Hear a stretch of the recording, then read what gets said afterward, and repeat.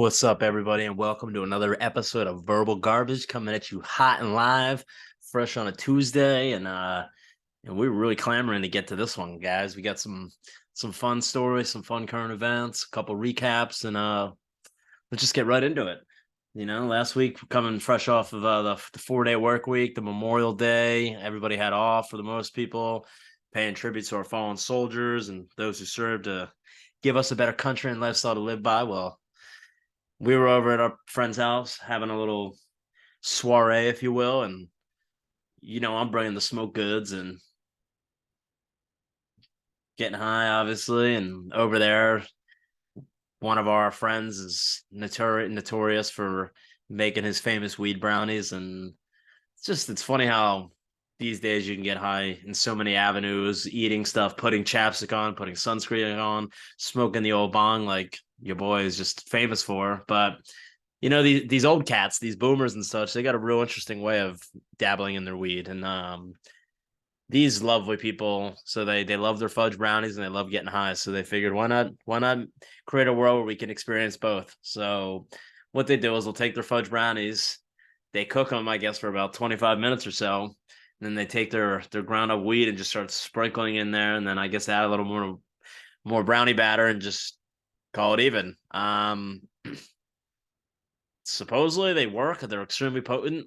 Not really my cup of tea. And to give the listeners out there some context, I am a lifelong edible struggler, if you will. I've never really been able to find that magic potion and that secret formula where I can eat the edibles and just get a really enjoyable high. So we've made some desperation calls last time we were in New Jersey, and we were really consulting the doctor, seeing what kind of potion we can find ourselves with, and ended up finding some strong batches and some strong bags. So not only did I go on a 300 milligram adventure, I went on a 500 milligram adventure, albeit to live sporting events with plenty of other humans around. So yeah, and even those edibles, they always have some kind of little. You can always taste a little bit of the weed in the back, right? And it's just not ideal.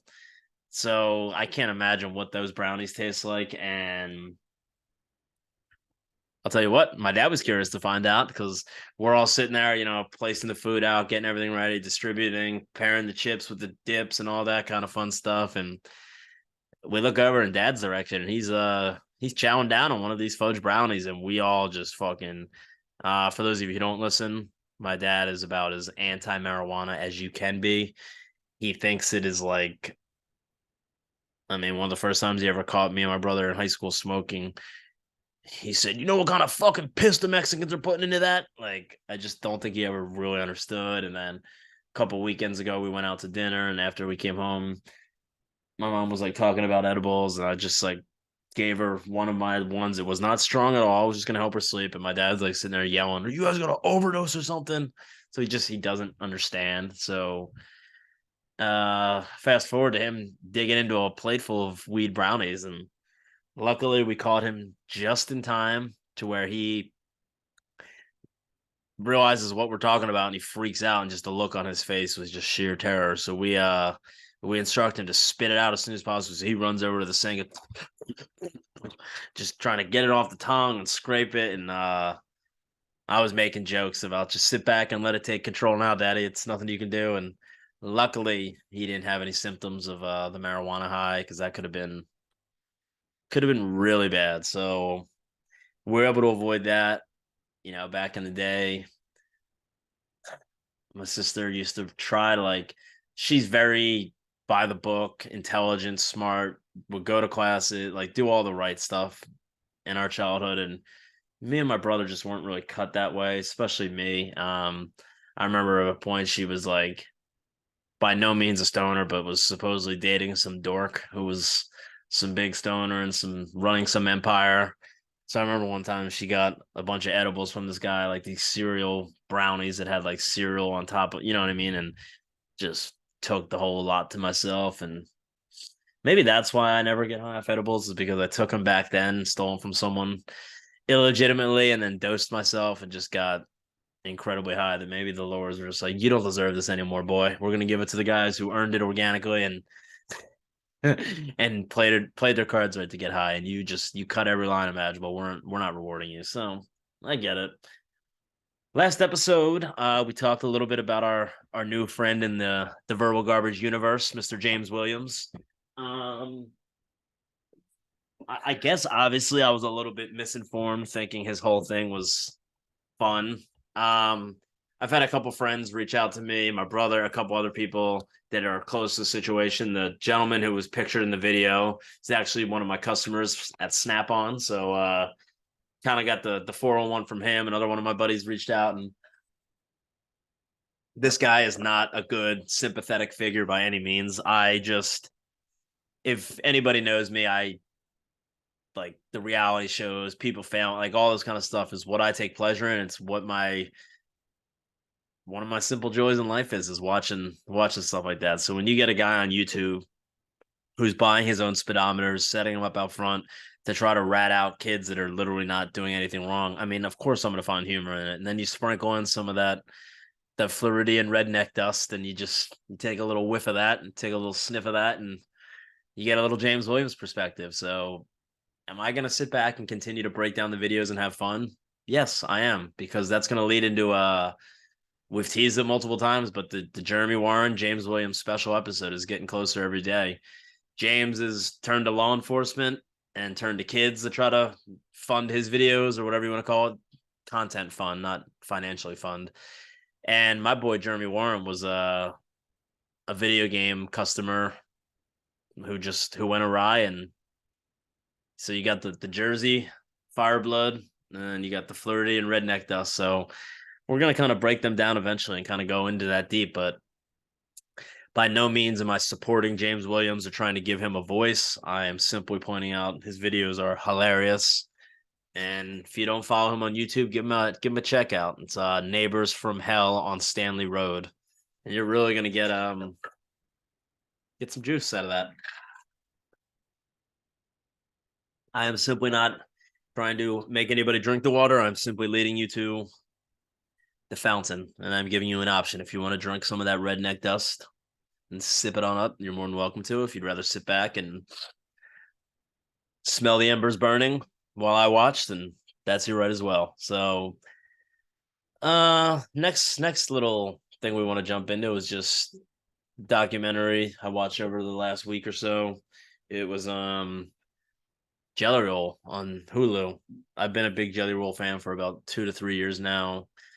A little background information if you don't know Jelly Roll, he is a former convict felon, just living in and out of the prison system. For his childhood, for his adult life, he was constantly in and out of jails and rehabs and whatever you want to call it, and was a rapper for a little bit. Ended up being turned a new leaf and deciding to get into some country music. So now he's kind of exploding onto the country music scene, which is cool for the people that have been following him for a little bit longer, especially like not even me. He's been around for 10, 12 years. I just got into him about 2, 3 years ago, but just gone through, rough upbringing, rough childhood, weight problems, addiction problems, a lot of things that the everyday person can relate to. I'm blessed to not have some of these issues to relate to on a deeper level that some people do, but man, I challenge anyone to watch this documentary and not to get super emotional, and just to see when you have a musician that can write lyrics that are so meaningful, that have gone through these things, that are speaking to other people that have gone through the same things. I mean, it doesn't take a lot for me to cry. I mean, but that documentary, I think 5 or 6 separate times I was brought to serious emotion, tears. Well, and it was just not like bad tears. It was happy. Like, damn, this guy is so profound and effective at concerts. I mean, I get goosebumps even talking about it. It's just wild. So it's on Hulu. I think it was called it's Jelly Roll, and then one of his song names, "Son of a Sinner," "Need a Favor," or I think "Save Me." Jelly Roll, "Save Me." Please check it out if you have Hulu. If not, stream it. It's extremely worth the watch. Really well done, and just I'll give you some thoughts. So just check it out. Um, It's so annoying. We're still messing with the Zoom here, guys, and we're still not knowing how to just populate the chat on the side. Show chat previews, chat. And I'm just kind of making a list of all the stuff I want to talk about nowadays, and just kind of filter it out a little bit easier. Next thing is kind of funny. I don't know how much we're gonna spend on this, but for our movie fans out there, I was a fan of Ballers and a couple other things back then, but after a while, it gets to be a little too much, right? Um, for those of you just listening and not watching, I'm gonna start sharing the screen, but I was just curious who the listeners think I'm talking about. Giving them about 5 seconds. Just someone who was really shoved down our throat, and we've kind of had enough. Did you guess The Rock? Well, damn, that's a good guess. Yeah, nothing against the guy. I mean, he really went out, did his own thing. Growing up, he was my all-time favorite wrestler. Like I grew up during the Attitude Era with Undertaker, Kane, The Rock, Stone Cold, Goldust, Big Show, just all the best shit. And The Rock was my favorite. Stone Cold was my brother's favorite. But after Ballers and a few movies, Jumanji and Baywatch, and it just starts getting out of control here. So there's a report out there, guys, that Dwayne Johnson's having trouble getting green lights these days. Now, he's some people's favorite all-time actor, right? Maybe he's been in some incredible movies, but I really wanted to cover this story the other day because my brother sent me a meme, and it was just four. I gotta find it. It's the four different Rock movies, and it's like these are different movies. Like four movie meme playing the character he always plays, and it's just like these are four different movies.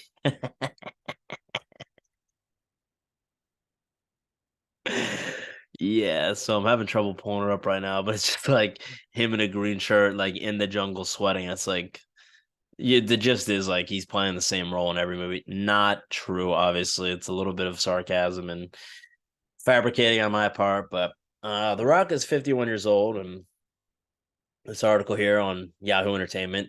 51-year-old wrestler turned actor known as many by The Rock has been appearing in films for decades. However, even this well-known movie star and action hero has not had the easiest time in Hollywood. The Rock has had a really hard time getting green lights, said film critic Jeff Snyder. I'm hearing that Dwayne. I'll wait for the supporters. Red Notice and Black Adam. So that's the Holy Trinity coming at you from old Rocky boy here, and yeah, it's getting grim. So damn grim. And guess what he was forced to dip his little toe back into, guys? Oh yeah, that's right. The Rock is dipping himself back into that Fast franchise. Hobbs is back. The excitement is just palpable at this point. Fast and Furious. Listen, I'll admit, up to about Fast 5, Fast 6, I was in. You got to see this one. This one's really. And my buddy Jason was telling me then years ago that it's just insane. They'll do. I mean, now what are we on now? The 10th, like, and for some of you that don't know, a couple years back, The Rock was introduced as Hobbs into the Fast and Furious franchise, which is synonymous with Vin Diesel, aka Dom Toretto. Vin Diesel's character in the movie is turned into a cult figure of sorts with the wife beater, the bald head, the glasses, sunglasses, and everything is about family mantra. So The Rock is having such a hard time that he's had to actually ingratiate himself back in with the Fast and the Furious franchise, and it's kind of a tough break for The Rock here because him and Vin had a really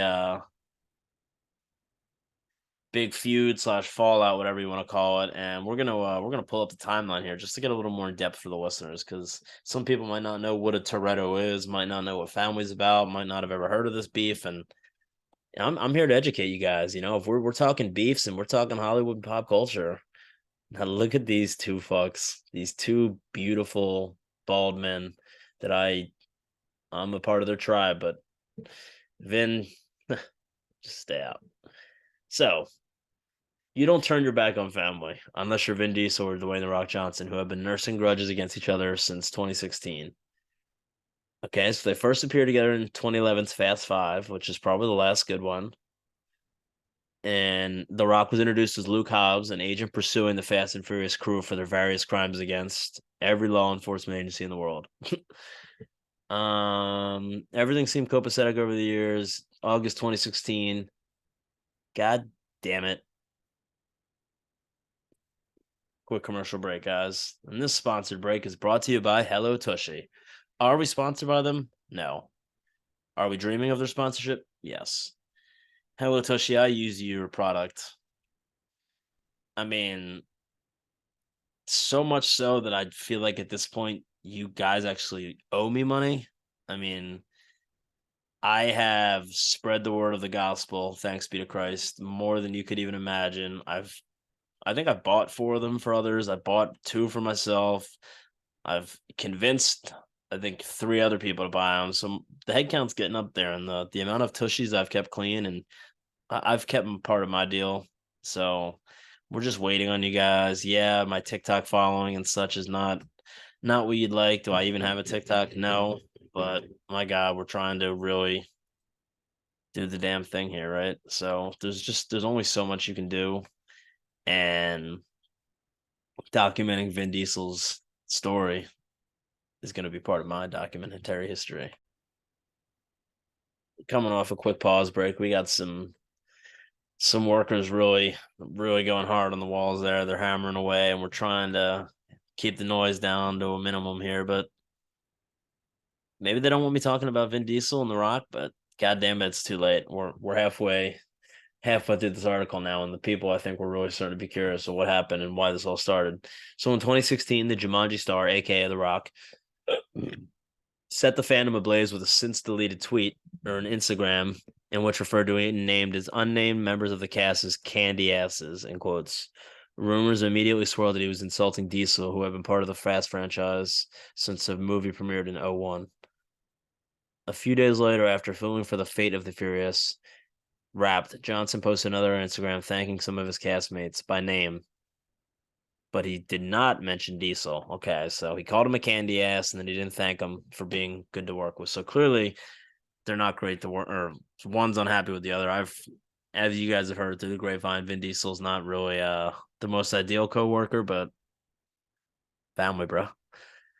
Though the Rampage, it's just so funny. Every time they talk about The Rock, it's a different like star. Like they have the movie italicized, but it's always like the Jumanji star, the Rampage star, the Baywatch star, the Skyscraper star, the Fast and Furious star, the Black Adam star. It's like, can we just narrow it down? Like, who are we talking now? Obviously, I know it's The Rock because Vin Diesel's not really in anything other than like Triple X and Fast. Which Triple X? God damn it! You peaked, Vin. That was peak Vin. God damn fucking pop ups here. They just don't want me documenting this feud. Though the Rampage star never identified the target of his ire, his co-star seemingly confirmed that it was him and his own Instagram. Honestly, give me a second. I will tell you everything he said. Everything. Weird. Michelle Rodriguez, the co-star, later confirmed there was tension between the two, though it chalked it up as kind of a disagreement. Fellow Fast star Tyrese was somewhat less diplomatic when Fast 9 was delayed for the first time. Oh, and remember Tyrese's meltdown? Oh my fucking God. I'm not even going to get into that right now, but congratulations to The Rock and your brother-in-law, aka $7 producing partner, for making the Fast and Furious franchise about you. So now Tyrese is mad at The Rock because Tyrese wanted a little bit more of that bone that The Rock's starting to chew on. You know? Again, Diesel defended the San Andreas act there, so they're talking about The Rock again. Johnson, meanwhile, left the main Fast saga and started his own spin-off, Hobbs and Shaw. So then there was a spin-off of Fast and Furious, which I didn't know about. I think that's Jason Statham. I mean, are you guys as exhausted as me on this fucking feud yet? Like, I think I'm good. So anyway, The Rock is struggling so much now to get greenlit because people don't really care to see like him flying in a helicopter trying to save a burning building, and he's got a hot girl to his arm. It's just like we're good. We're good. Um the point being that it's gotten so bad for our boy that he's had to actually go back into Vin Diesel's arms now and really embrace the family role, coming back as Hobbs. And so let's we'll just see how that goes. If anyone ends up seeing the Fast and Furious movies, feel free to let me know how they are. Can't imagine that they've gotten any more ridiculous than they've were starting to get a couple years ago, but who the fuck knows? Um, we're good on Hollywood, right? For that one, that's a good little. Next thing I wanted to bring up quickly was, I mean, this was going to be quick going into this, but now this is probably going to take up a couple minutes. But golf, talking all the time about golf. I love golf. This, that. I watch so much now. And it's gotten to the point now where some of these big tournaments on the weekends, I'm watching so many hours of it. I'm like, how am I not betting on this? Like, how do I not have any, at least when you're watching the Eagles games, it's like, all right, I'm from there. Like, that's my team. I can get behind them. If I don't have a money stake in there, it's not a huge deal. Like, I'm still rooting. Golf, I mean, you have your favorites, but you don't really ever have like that burning desire to root for someone and get hyped. So this Sunday, after watching Friday, Saturday, a little bit of Thursday, I watched all weekend. Sunday, it's coming in. I think the leader going into Sunday was Rory McIlroy. It was like, I want to say 7 under, and then there was like 10 guys between 4 and 6 under. So I was like, oh, I want to kind of get my toes wet here, dip my little bird beak into this pool of betting and see what I can do. So I reached out to two buddies who one still hasn't Venmoed me my winnings bag yet, and asked them kind of how it works, what it is. They sent me a screenshot, blah blah blah. So I'm like, oh, my thoughts behind this were just like, there's a lot of inexperienced guys at the top of the list, and I don't think that they're gonna really be ready yet to capitalize on this. So I wanted to pick a little more seasoned veteran. Right away, like all weekend, I was like, Victor Hovland's gonna win. Victor Hovland's gonna win. If you've been watching recently, he's been very close. I'll try to make this quick for the non-golf fans, but he's been contending at the top, very close, and just inexperienced guys in the field that were up close. I'm like, all right, I like Hovland. But Colin Morikawa had really tasty odds, so I threw $20, blah blah blah. Morikawa gets withdrawals like 30 minutes before he's teeing off because of back spasms. Don't get a refund on that. And then Victor Hovland, 17th hole.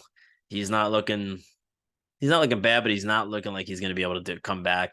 Danny McCarthy, I think, birdied the 17. I can't remember.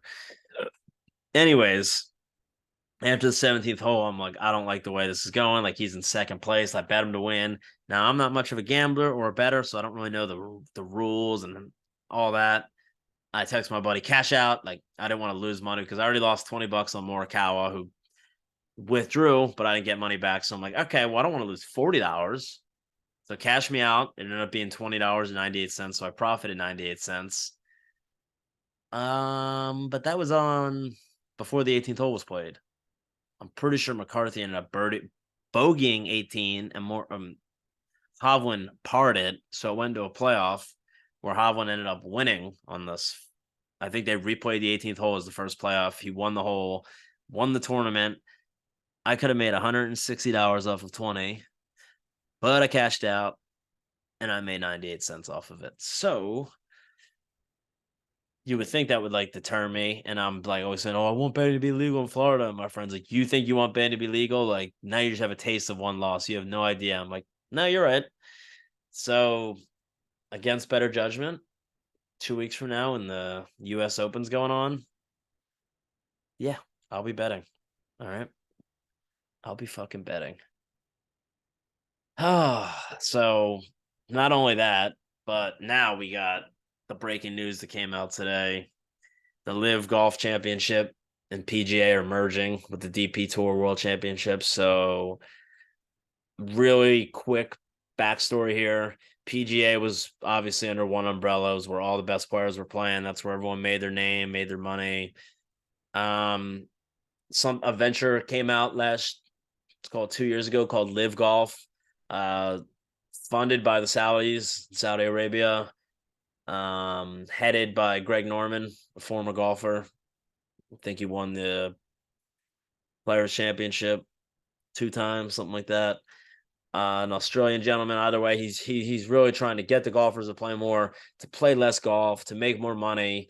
But obviously, there was a lot of friction about this move because there was the PGA loyalists who had been watching it their whole lives, and they immediately shunned anyone who went to Live, or there was the PGA players who shunned the guys who went to live, like Rory McIlroy was immediately made a mouthpiece for PGA and was constantly talking out and talking negative about live, and all these guys saying the blood money of Saudi Arabia, this and that.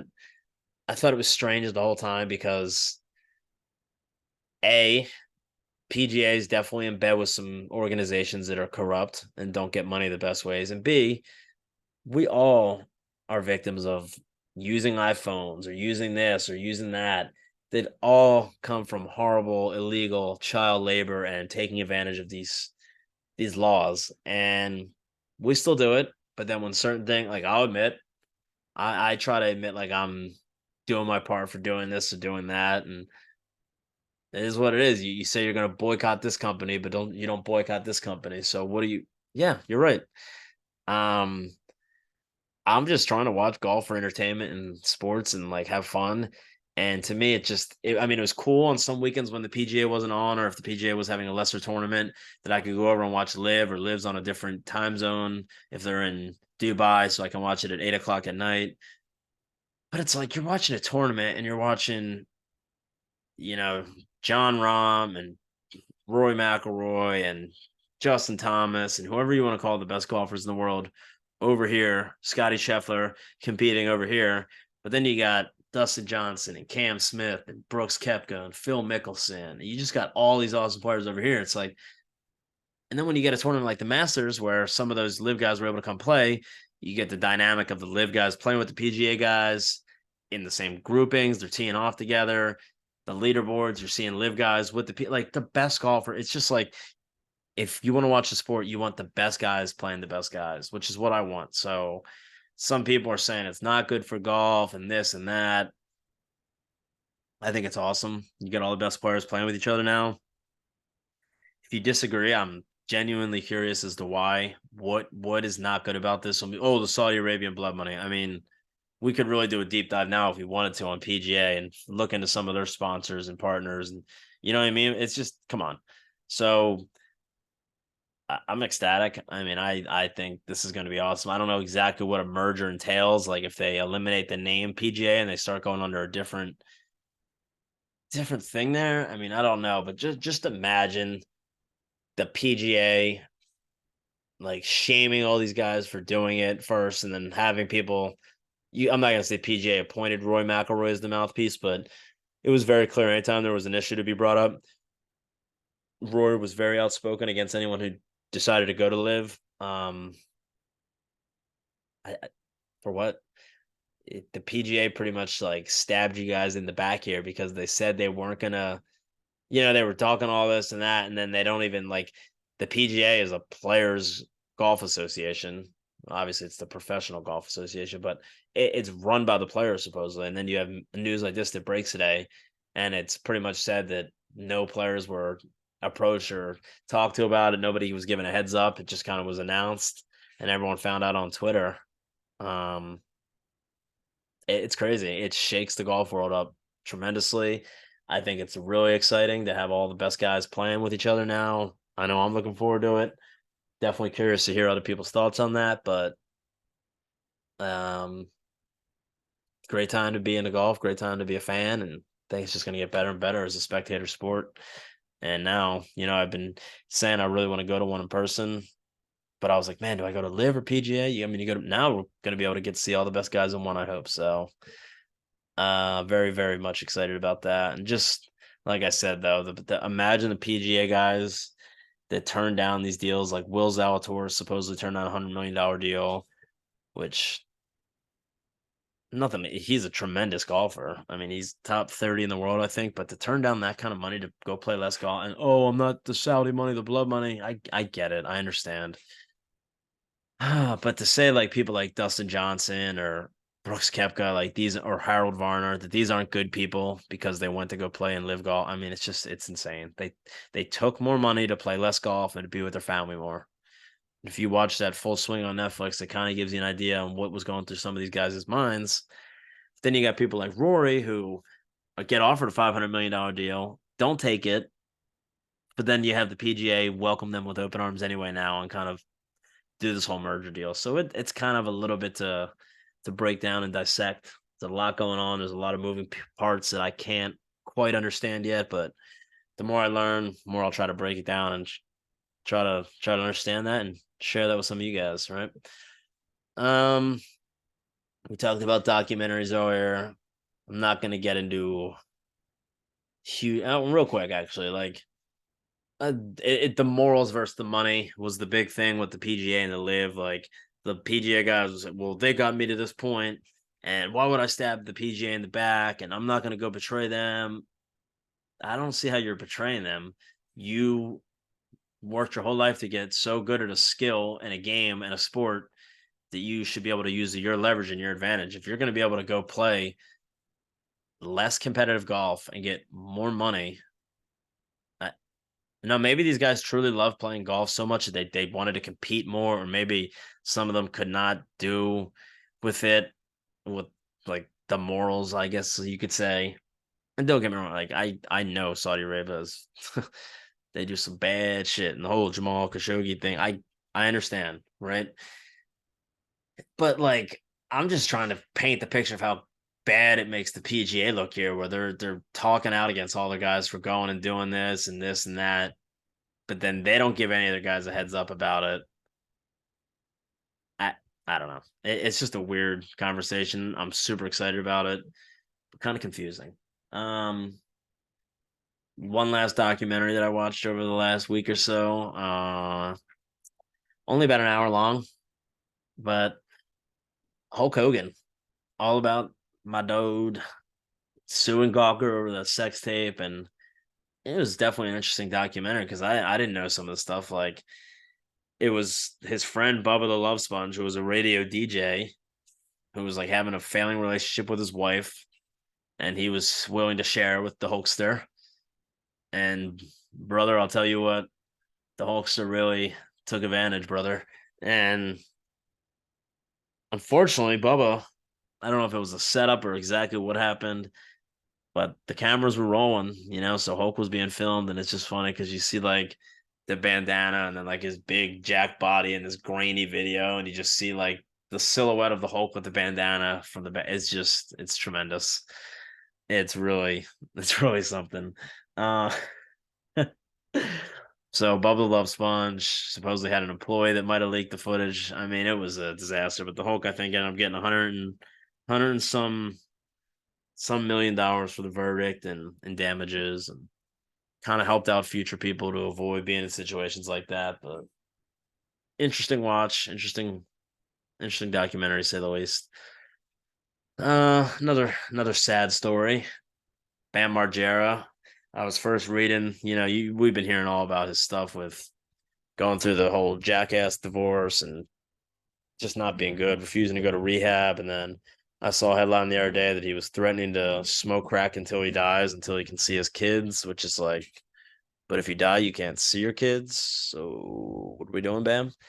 Um, he was the other day placed on a 5150 psychiatric hold. So not great news for our guy Bam. And I just wanted to shout him out and talk about how influential he was in my life with the Viva La Bam programming that was on MTV in the early 2000s. That gave me and my brother and our friends some serious entertainment for years, and a character like Don Vito will simply live on forever. So hoping Bam can get through these troubling times, and hopefully he's got a support system that can help him out. And certainly a weird story, right? We're getting there, guys. We're getting there.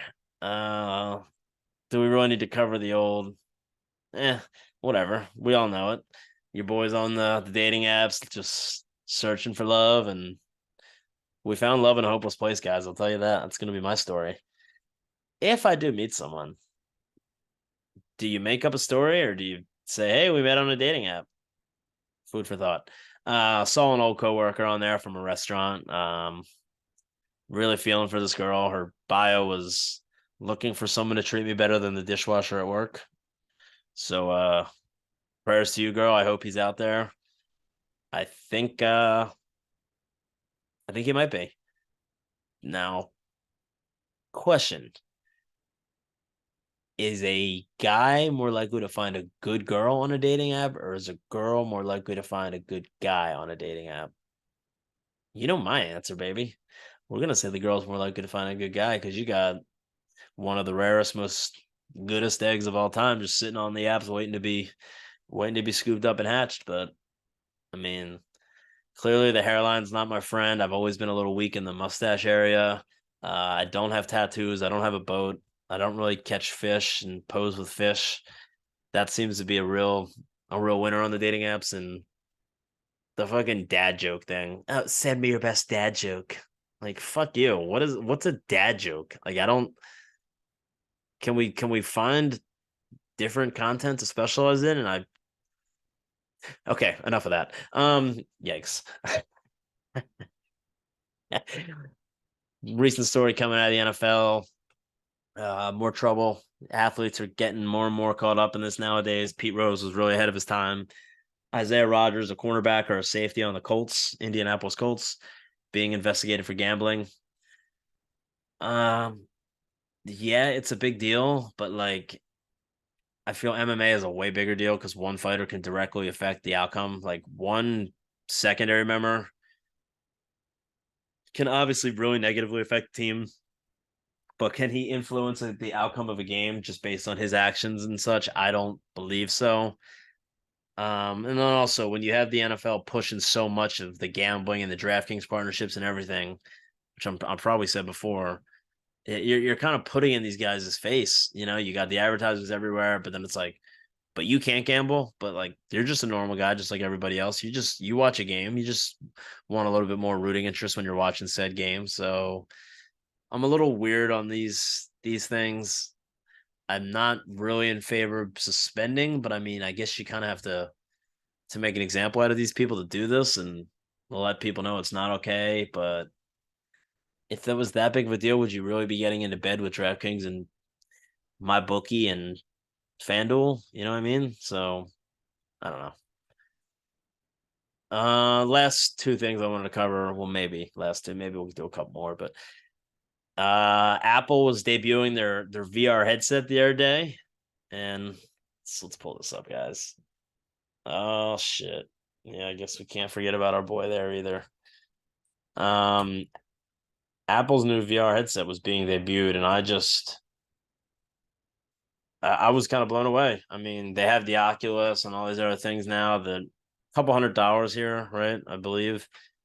There was a video I saw last night where Apple announced how much they were going to be charging, and a crowd just let out like a giant groan. Yeah, the headline right here: the price of Apple's VR, or I forget what it's not the headline, but it's the one underneath of it. That the price of Apple's VR headset is more than double the median monthly mortgage payment in the U.S. So they actually had the nerve to release this thing for $3,500. What could this do? I mean, if this is like, no, I should hold that disgusting thought inside, and I will. Apple Inc. already has an iPhone in your pocket as well as a watch for your wrist, and then they have the AirPods for your ears. Blah blah blah. And imagine if you could launch doing augmented reality instead of $34.99. $34.99. The Vision Pro is controlled by the user's eyes, voice, and hands. Augmented reality combines a computer-generated version of the viewer's view of the real world. The headset can scan your face to produce a realistic 3D avatar while using FaceTime, and even allow you to watch 3D movies like Avatar using the headset. Holy shit.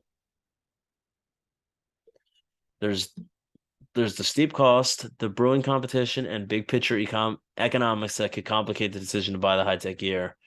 Yeah, like with the way AI is going, and that's something I haven't even talked about on here yet, is that whole chat GPT and how quickly it's improving. And kids are outsourcing their essays there now. People are doing stand-up monologues through there. I mean, it's just people are writing reality shows and scripted shows using ChatGPT. They're giving it a prompt and it's doing it. I mean, so to spend $3,500 before I even read on a headset that could be vastly improved upon in 6 months from now, right? In quotes, the VR enthusiasts, I think, will be all in on the product announcement. But I think in a lot of ways, the success of these markets is measured by the mass adaptation or adoption, excuse me. Who, besides the VR enthusiasts, is going to buy the product? Like, yeah, if it's one thing if it's $100 and you can kind of have an impulse buy when you're walking around the mall, but nobody really fucking breaking the bank to impulse buying a $3,500 VR headset. Okay. I think that's enough for that topic. The VR headset's absolutely absurd. 35. I mean, I say that now. It'll probably come out and be fucking insane, but we'll let other people tell us that, right? Something I saw on Instagram the other day. This is really tremendous. And Lord, what was his little name in Game of Thrones, guys? Because there's a Game of Thrones character that is now in the UFC, or he just got signed to the UFC. So it was the little kid. I think his name was Robin, who who breastfed until he was like 18. Um, Steven Erseg, Game of Thrones. I'm positive. Anyways, the UFC signed him the other day. His name is Stefan or Steven Erseg, and nickname is Astro Boy. I just thought this was worth covering because were you in fucking Game of Thrones or not?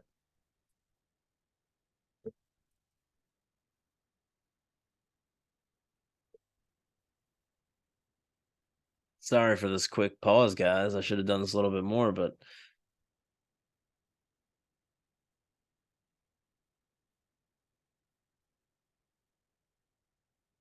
all right, well, that's annoying. Rest assured, the kid, I think he was Catelyn Stark's sister's son. He was gonna take over that whole area, and he wanted to kick someone into the moon beam and watch them fall through the sky. You know what I'm talking about. Anyways, he's an MMA fighter, just got signed to the UFC. Blah blah. Okay. Um, do we want to cover this girl or not? Do we want to give her the space? Do we want to? You know what, girl? Today's your lucky day. Actually, real quick, did you guys hear about Lululemon? Well, supposedly there was a store in Georgia that was being worked at by educators because the CEO of Lululemon doesn't call his employees. He calls them educators. He's educating them about workout clothes and whatever, faggot. Um, two girls who were working in a Lululemon store were the victims of a, I guess, wrong place, wrong time. They happened to be on shift when someone was stealing from the store. Uh, these girls were obviously raised right, called law enforcement to report the crime, and in turn, they get fired by Lululemon. Um, the owner was in quote saying it's just merchandise and like you don't do that. Like what? So I don't know. I thought that was kind of insane to just fire people for like doing their job, and someone comes in tries to steal something, they report them, and then they get fired. Uh, Going to the New York Post right now just to get a little more context on the shit.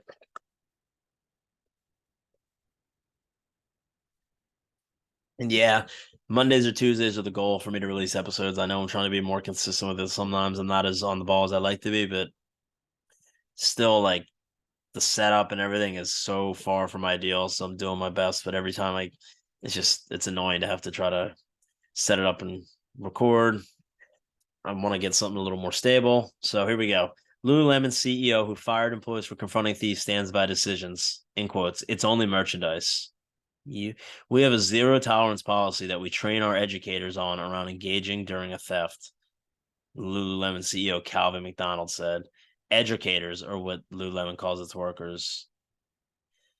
He claimed that the two fired female workers, one of whom was an assistant manager, were not fired for calling the cops, but because they didn't abide by company policy, which says employees shouldn't engage. So if you shop at a Lululemon, go. Just go. Why are you paying?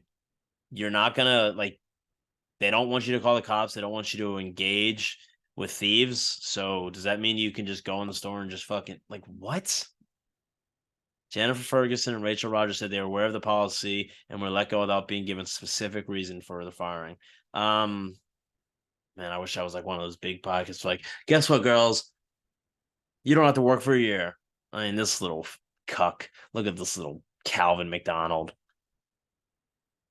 Now you're getting two girls out of Ferguson said, once a robbery occurs, workers are instructed to scan a QR code, and that's that. We've been told not to put in any notes because that might scare other people. We're not supposed to call the police, not supposed to really talk about it. What the fuck? They're trained to step back, let the theft occur, know that there's technology and there's cameras, and we're working with law enforcement. I mean, I guess on one hand, you should feel kind of decent if you're an employee. Like, I never have to worry about, like, me on the other hand, I have a job where I'm just loaning out money and tools left and right and trying to get it back after the fact. I mean, it can be a nightmare. So, I mean, knowing these employees are kind of deburdened for some of this, I guess that's kind of nice. So, you're still a cuck, Calvin. Still standing by it. Did we have a couple more things we wanted to? Can't remember what else. We had the Lululemon, the educators, a couple little IG current events. Not super lengthy, but there's one girl right here that's really got my gears grinded up. So I guess similar to the last story, another, I don't even know what you want to call this. A former, now again, I have my doubts about this story, but let's just go for it. A former Apple employee, not even going to give you her name, has turned to the streets to promote her Instagram account after being fired by the giant for the tech by the tech giant for her sexually explicit post on the social media. Renee had been working at Apple for over 2 years before her personal social media activities brought to her employer's attention. Apple, known for its strict code of conduct, immediately terminated Renee Erica's employment. Despite her initial shock and disappointment in losing her job, Renee Erica quickly found a way to make a new living. Armed with a homemade sign promoting her Instagram account, Erica has been spotted on busy street corners in the city, garnering attention from passerbys. Her message is clear. Apple fired me for my sexuality, but I won't let them silence me. Follow me on Instagram. Now, if you stopped and you followed this girl, you're part of the problem. While some have criticized her approach, like me, others have applauded her for standing up for her rights and not backing down in the face of adversity. The face of adversity, huh? Now I'll admit, she has a fantastic rump, but see what I did there? You decided to go on and post these photos, which I am all about. It's a free country. You post yourself how you want it to be done. But at some point, if you're working for a company like Apple, I mean, we should have some kind of inkling that maybe they're not going to stand for this. Now, I don't know if this girl was on OnlyFans. That's what I think she claimed, or if she was just doing her own thing. But here's a video right here of some goofball walking by her. And this girl just got fired from her job, and she's simply just standing outside holding a sign in her little slutty outfit. Let's just call a spade a spade. Just got fired, creepy boss. And then they blank out the thing. Just got fired, creepy boss was stalking me, follow me, or something like that. And then in this picture, just posing in her underwear with her middle finger up and her tongue out. LMFAO, my boss at Apple found my OF and just fired me. Fuck that creepy asshole. So you make the OnlyFans for money and for male attention and validation. A male finds it. He gives you the ultimate validation by firing you and giving you all this attention. And you're mad? What are you mad about? And this is the problem with this generation now. Like, this girl gets fired. Now, I'm not saying the way she got fired or the reason she got fired was justified or right, because I don't think it is. Go get another job. Or if you want, go on fucking OnlyFans and do that. But don't be fucking going on posting these pictures in your fucking scantily clad outfits and trying to be getting all this sympathy because, like, give me a fucking break. All right. Go get another job. Making a sign and standing out on the streets. My boss fired me. Follow me on it. Like, some of you may think I'm like a pig for saying, I don't know. I think this is just, this girl went about this the completely wrong way. I'm not saying I'm not sympathetic for your story, but my God, do it in a different fucking way. And then posting a picture like this. Am I sharing my screen? Oh, fuck. Well, here's the picture that we're talking about. So just despicable behavior by this young lady. All right. Despicable. Let's go two more stories. So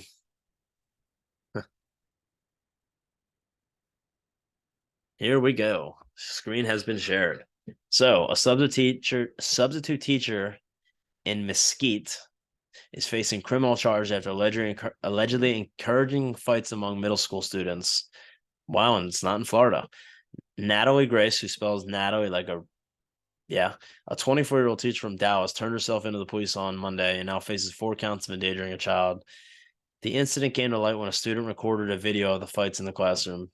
Betty Martinez, the mother of the student who captured the footage, expressed shock and disbelief upon watching the video. Martinez's daughter secretly recorded the fights. And first of all, you fucking dumb substitute. You're this young, this aware of social media and phones, and you really thought, you fucking idiot.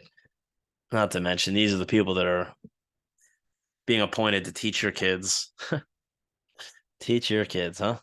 Fights occurred at Kimbrough Middle School last Wednesday, according to Mesquite ISD. Mesquite Police Department Lieutenant Brandon Ricketts said there is no evidence to suggest Garcia had organized student fights in the past. So, video is not going to come through great here, but I did not want this on record. She says record. Like, I do not want this on. Maybe she was saying on record. Trying to see if I can get any volume on here, even though it's not going to come through for you guys, but I'm allowed to have some fun, aren't I? Pretty much just the video is just showing like her. It tells another to put 30 seconds on the clock. After the first two students fight, classmates say that at least one of them is bleeding. The substitute responds by hushing the class and saying, the substitute who She's saying we can't play again if we're talking. Substitute teacher in Texas was caught on video. So she starts off, I do not want this on record. Organizing. So essentially, she's organizing fights in the middle of her classroom while she's supposed to be teaching. So more lovely news out of public schools that are just, I'm not going to get into the other stuff, but it's been not been the best look for public schools over the last couple of weeks. And I went to one. So this guy who pretended to be dead for 321 days finally gets his acting role as a dead body on CSI. So if you think you're fucking dedicated to your craft, try again. Josh Nowie, a man from Kentucky, pretended to be dead for over 300 days, which ended up landing him on a role on CSI Vegas. He shared daily videos on TikTok showcasing his commitment and skill in playing a corpse. After 321 days, he received the call and was offered a role in the show. So, for those of you out there saying, man, you're never going to make it on your podcast, you get 10 videos a day. Yeah, I do. But maybe one day, after 320 episodes, maybe I'll find my Hello Tushy sponsorship or something like that. So, shout out to Josh Now. You're fucking motivating me and inspiring me, bro. Don't give up on your dreams and keep going, right? Last story, and then we'll get you guys out of here for the week. All right, so the volume is on. And Florida, baby. Florida is where it's at, guys. We got a guy who's robbing a phone repair store. Have you seen one of those yet? I don't know if I have. Oh yeah, this guy's robbing a repair phone store with just a cardboard box over his head. I mean, he shout out to my boy. He's got the flaps down, so he's covering, mid breastplate area. So top of the head down to mid breastplate. Pretty good technique. I don't know if this has been seen before, but didn't work out as well as he'd hoped. I mean, he's on Hood Ratchet TV, so he clearly got caught. But let's lower the volume here and just play the video out for those who have video access. And video shared by 90 Guards business owner shows so my guy is just stealing phones. Oh, and look at the he's going through the glass case, with the box over his head, identity's covered. And then I guess maybe he sees the new iPhone 14 XR and he has to take the box off his head. So now his identity has completely been blown.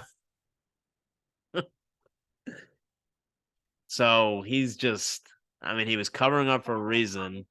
Then he gets to the point where he's breaks the glass, gets a yeah. Now what are you gonna put him in? So he's got a little bag on his. Okay, so the technique there is still good. 19 iPhones, $8,000 worth of cash. Okay, but there he goes. Suspect was later spotted in the area around 5:30 Saturday afternoon and arrested. Spotted in the area around 5:30 in the afternoon later that day and arrested. So I don't know. Maybe if you're gonna take the box off your head, like go home and shave the head, put on like a fake mustache, and just change the look up a little bit. But Shows a thief stealing. and where was the employee? If I had to guess, it was probably like a 22-year-old girl who went to, let's say, 2 semesters of college, realized it wasn't for her, quit college, went out and got a cat, met some scummy little Florida boyfriend who owns snakes and lizards and reptiles, started smoking a lot of cigarettes, started drinking Monster Energies, weaned off of cigarettes to get onto vapes, and now she's just a chronic vapor. I'm betting that she potentially works next door to a vape shop, and her vape just ran out of juice. So she ran next door while she didn't have any customers, thinking, okay, I'm going to get some juice real quick and come back. By the time she comes back, yeah, she's got the new pineapple punch from, her favorite juice company, but her store was robbed to the tune of 15 grand with some damages. So if that is, in fact, the employee, pretty good. But I have a pretty good feeling of these Florida cats now. So Claude Vincent Griffin, 33, was arrested on Saturday, charged with grand theft, burglary, criminal mischief, cocaine possession, and resisting an officer without violence, according to Miami-Dade, Florida. So I think that was a pretty fun episode today, guys. What do you say?